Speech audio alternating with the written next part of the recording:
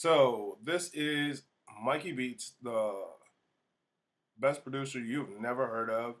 We are discussing the new Logic 12 Pro release that's coming up. I believe it's January 28th. And this gentleman, Dave right here, he was very good in his explanation, but there were a few nuances that I just uh, I didn't think that he covered. He does music for TV. I do stock and also some sync licensing. So just to give you the perspective from what we think about it, here we go. What is happening, Internet? This is Dave, and some pretty new news today Dave in Kropf. the Logic Pro front. Logic Pro 12 was announced, and I thought I would kind of react to the announcement and just talk about what's coming, what some shifts are happening there in Apple. This literally just came out a couple of hours ago. First thing I'm noticing right here is this new icon. I Which tell you, I I don't believe know how I is feel about trash. that. I That think is that's just pretty number bland, one. especially compared to the kind of old school I say it like it platinum is. record That looks much icon better. that we've been having for the longest time. Yeah, I don't know. It's pretty dull. It's hard to tell that that's like music making software, but it's new. Creator A lot Studio better. is their app suite that is Here we go. subscription, Dun dun available dun. January 28th. We'll circle back to Backdoor that, but treatment this is what is they call that. subscription based. All right, so Backdoor let's go. treatment. Let's talk about some of the new Logic features. Drums and bass, that's pretty It's all looking the samey. same. Step sequencer, nothing really new there. This is interesting. A newly reformatted sound library. Well, this is really exciting actually, Yeah, because this is where we're getting to Logic's it. sound library is really getting lapped by what's happening over in Ableton Live. Logic's added some pretty good search features in the And I want to touch on those search features. What I'm talking about, search features, 11.2 did it where you can search your plugins, and that was majorly helpful to me. Like I have lots of plugins, so I can put in reverb. It's going to pull them all up. EQ. It's going to list just all EQs by themselves. I don't have to dig through manufacturers and whatnot. Everybody knows about that. It was really good, but guess what they added? All of these right here. A lot of producer packs, a lot of sample libraries, Apple loops, this, that, and the other.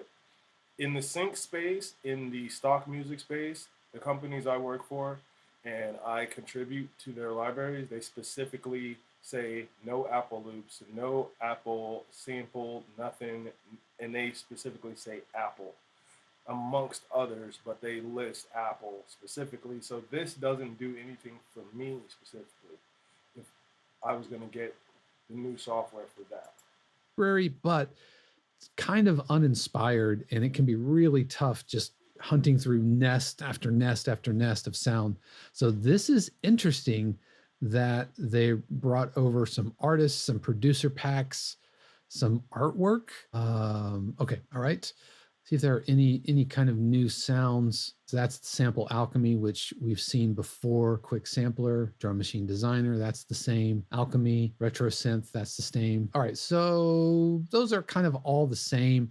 Nothing really new and groundbreaking here. Obviously, pushing Apple Intelligence and AI features. We saw this with the stem splitter. Now, so Apple Intelligence, this is like a big deal because let's start with the stem splitter. I can't use stem splitter because I have an Intel Mac. And if you got an Intel Mac, you know you cannot use stem splitter. But if it's better, and I have used it on other people's Macs, and if it's better than it is now, that's a reason pushing you towards the new tech. You know what I'm saying? Like, if they improve it, they got M4 and M5 chips now. There's no reason it shouldn't be better than it was before. Which I think is one of the best in the business, especially compared to what Serato's doing in their stem splitting and what is going on with Ableton stem splitting. The fact that you can be much more granular with your stem splitting in Logic, I think they're ahead of the game. I think you would need to get into like spectral layers to kind of rival this. And I'm gonna start on that. There is one more, just a nugget I'm gonna drop you. It's called UVR, Ultimate Vocal Remover. It does everything from vocals to background vocals to this. It has lots of different AI models that you have to load into it. You have to download it from them. Like, it doesn't cost anything, open source, but it can do some things. Like, I got some old producer tags that were grouped in with vocals when I did some stem splitting, because I was remixing and redoing some beats and some complete songs. And UVR is the only one that can get it out. No other stem splitter, and believe me, I have them all. Assistant, that's not new, and I think really, really good. Here's something that is new, and that is instant chord detection using Chord ID to quickly identify chords from any part of the song, and session players will follow along. So it looks like you can analyze audio and MIDI to. Yeah, and that's a big deal. This is what is giving me the inkling that the session players are gonna be revamped, and because they can straight snatch from audio and follow. They could before, and they could actually do it for MIDI also. If you know the workflow, is drop a chord progression, make a chord progression, turn the mute it or turn the plugin off, and then have your session players not follow the chord track, have it follow that instrument track that it's on, and on and so forth. You could actually even do that with a audio region before on an Intel, much less a Silicon Mac. You could do that. So what this is saying to me is that they're going to revamp the session players to where they're just more intelligent and all the algorithms are just working a lot better. And that is what I personally am looking for. I need some more performance out of the Apple AI. Do chord analysis, and that will drive your session players. So instead of going up and plugging in all of the chords and then getting the session players to play along, looks like you can probably play guitar or play piano or MIDI or whatever, and that will populate the chord changes. That's really interesting. Now, it would be interesting if we could do kind of what Ableton Live is able to do, which is kind of do an analysis of audio and then generate the MIDI based on the audio. That's a feature I really like that Live has. And like I said, Logic actually does that, and I wanted to be just a little bit more specific. If you are playing G major Mixolydian, and that's a modal, it's an alternate scale. If you actually have a chord progression that's in Mixolydian, and you have the session players following your progression, it'll actually play in the Mixolydian mode. If you do a couple other things like fixed inversion, like 4-voice fixed inversion, or full chord on Mixolydian's full chord fixed inversion, it will literally fix the inversion on the Mixolydian scale specifically. And so this is what we want to see. We want to see that improved even more. That's really for me, that's my buying point, that I can get my workflow a lot faster just because the session players are doing what I want them to do. Correction, that's not new. Smart tempo, that's not new. And then Chroma Glow, that's not new. We do have a new session player, and that is the Session Synth Player. Add stylish synth and heavy bass as the synth player responds instantly to your feedback. You know, the session players are actually pretty darn good. They are good, but here's the thing. We're controlling a synth with oscillators and different things to that effect. this is going to be very interesting and to see what this does. And you know, like I know, if you know, like I know, you can take Session Player, you switch the instrument. Question is, with this synth player, does if you switch it to Nexus or Anna 2 or any other like three oscillating synth, a Moog, anything, like what is that gonna do with this? Like, can it? Is it smart enough to to manipulate an actual synth with multiple oscillators and parameters and things like that? If they make these session players smarter, I'm happy. One thing they missed out on, I was wanting guitar player, not a bass player, an actual guitar player that can strum, pick, finger, like really play some guitar. Like the session piano player can get greasy on the piano. Can't why can't you like layer it level into a guitar player? That's what I would love to see.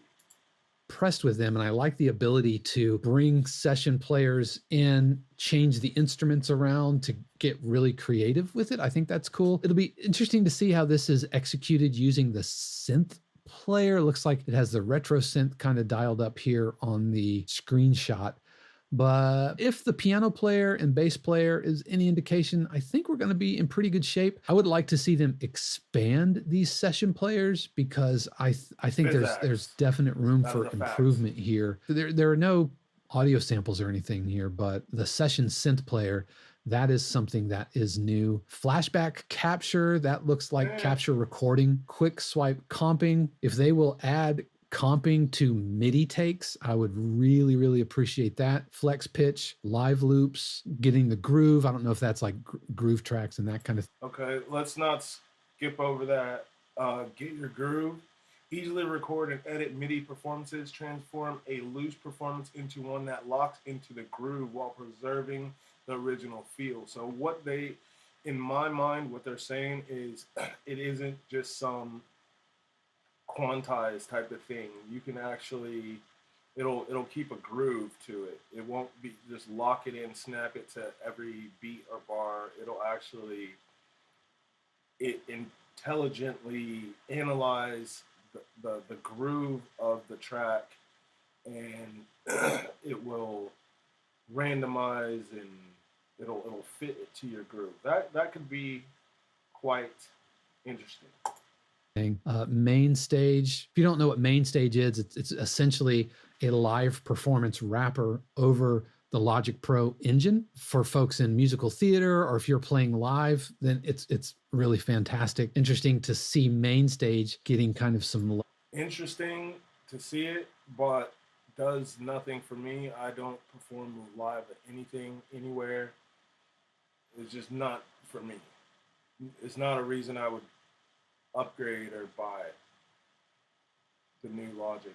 And touching on that, you do know if you have an Intel Mac, just FYI, I know everybody doesn't have an Intel Mac, but anybody who does, you will be buying a new computer if you want to use this new Logic Pro.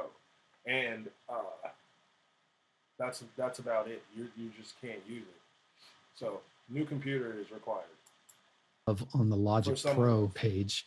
Mixing, let's see if there's any new feature for mixing. One of the things that I would love to see in the Logic for iPad, they've added a device tray across the bottom, which is very reminiscent of what's happening over in Bitwig and what's happening in Ableton Live.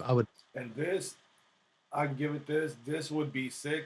They still haven't announced it in the desktop version, but pulling up one channel and being able to just tweak all your stuff without opening and closing plugins like over and over would be major. And real quick, I just want to go back to right here when they're talking about control your signal flow, group, route, and send signals wherever you want.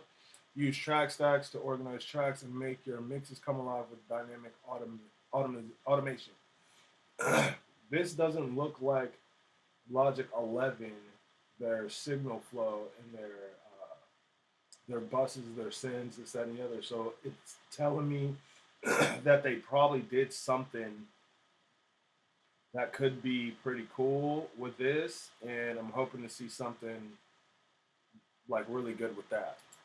In the Logic for iPad, they've added a device tray across the bottom, which is very reminiscent of what's happening over in Bitwig and what's happening in Ableton Live. I would love to see that applied to the desktop version of Logic. Voice memo integration, that's nothing new. The Logic Pro remote I use all the time if I'm recording over at the drum set. All right, so some questions. Here's an important thing.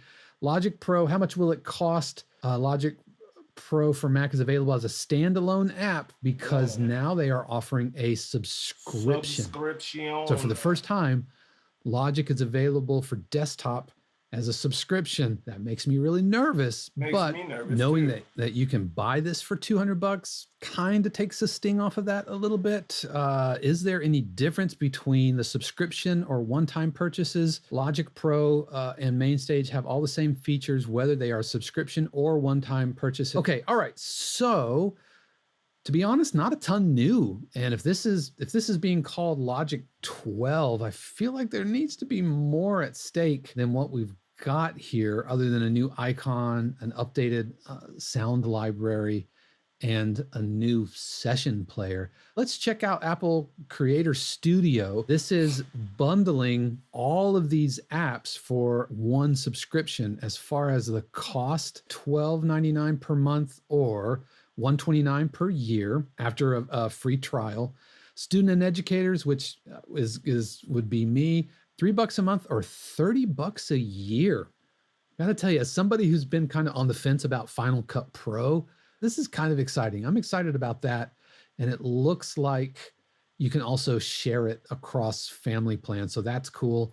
And just one thing I want to throw out there for those of us that acquire software in unconventional means, when they're going to this subscription model and they're requiring you to use a Silicon Mac, that acquiring, if you know what I'm saying, may be on the way out. So that's another thing to just think about while you're thinking about this.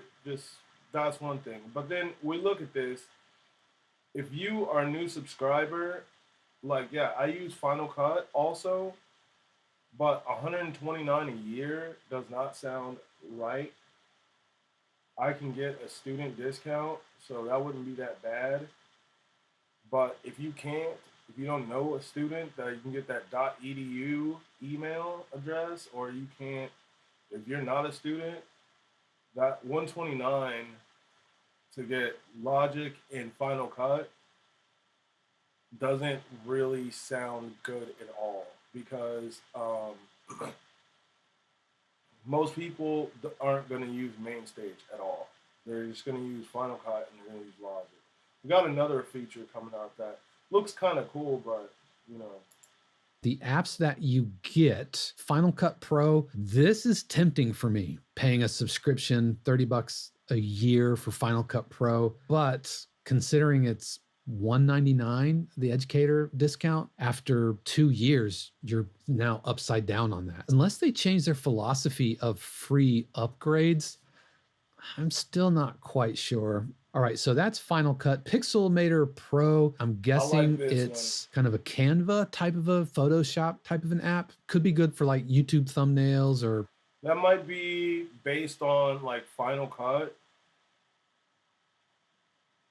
The way it looks like it's based on Final Cut, and then you can integrate it and get your images right, which would be cool to have, but like, what would be the standalone and cost for that? Cover art, keynote pages, numbers, and Freeform. Not sure Freeform, I'm guessing, is a drawing app. So At the end of the day, other than some new icons and other than a new session player, the Session Synth Player, and going subscription, I'm not sure this is very, very exciting. It's underwhelming. Be one of those things where the marketing is putting out on the front end kind of everything that is more attractive, especially in today's AI driven marketing buzz and all of that. So I wonder if they're. But like before he even says it, they like Logic. Every update has been more than the eye could see. Like you got features that weren't explained totally in the marketing, and things were better than expected. So that's what we're hoping for. Because right now it seems underwhelming. More things under the hood that are coming, but that's the new Logic 12, and it looks like it's coming out June 28th. Have you seen it? What do you think? Let me know in the comments. Word. What is happening, Internet? This is